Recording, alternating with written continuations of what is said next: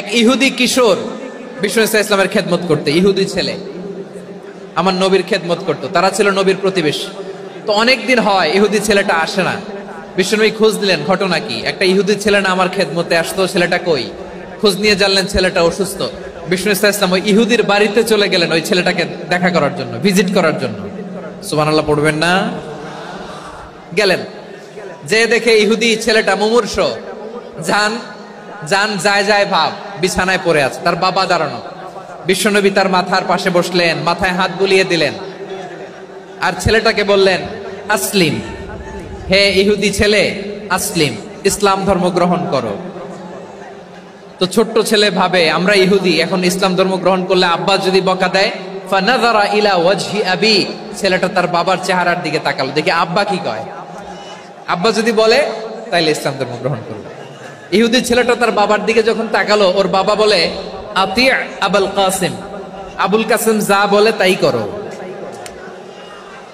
আবুল কাসিম হচ্ছে বিষ্ণু ইসলামের একটা কুনিয়াত, উপনাম। আমার রাসূলের বড় ছেলের নাম ছিল কাসেম। যেমন দেখবেন আমাদের এলাকায় কারো ছেলের বড় ছেলের নাম যদি হয় আব্দুল্লাহ, এরা আব্দুল্লাহর বাপ বলে ডাকে।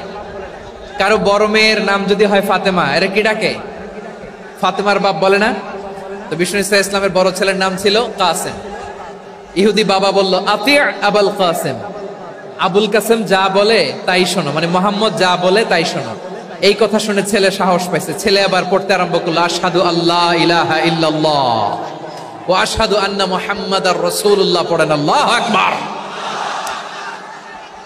বিশ্বনবীর আহ্বান শুনে ওই আহ্বানে সাড়া দিয়ে ইহুদি ছেলে শাহাদা পড়ে মুসলমান হয়ে গেল। তার হৃদয়টারে ইমানের নূর দিয়ে আলোকিত করে দিল কে? প্রিয় ভাইরা, এবার রাসূল সাল্লাল্লাহু আলাইহি ওয়াসাল্লাম বের হয়ে আসলেন ঘর থেকে, আর বললেন, আলহামদুলিল্লাহিল্লাযী আনকাযাহু মিনান নার, প্রশংসা সে আল্লাহর যে আল্লাহ জাহান্নামে চলে যাচ্ছিল প্রায় এমন একটা লোককে মুহূর্তের মধ্যে কালেমায়ে শাহাদাতের বদৌলতে জান্নাতি বানায় দিলেন। আওয়াজ করে পড়েন সুবহানাল্লাহ।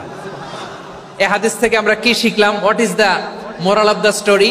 এক নম্বর স্টোরি হলো, প্রতিবেশী ইহুদি হোক হিন্দু হোক, যাবেন, সুসম্পর্ক রাখবেন, উপহার দিবেন, বিপদে পাশে দাঁড়াবেন, তাইলেই তো আপনাদের প্রতি, মুসলমানদের প্রতি তারা আকৃষ্ট হবে, ঠিক কিনা বলেন?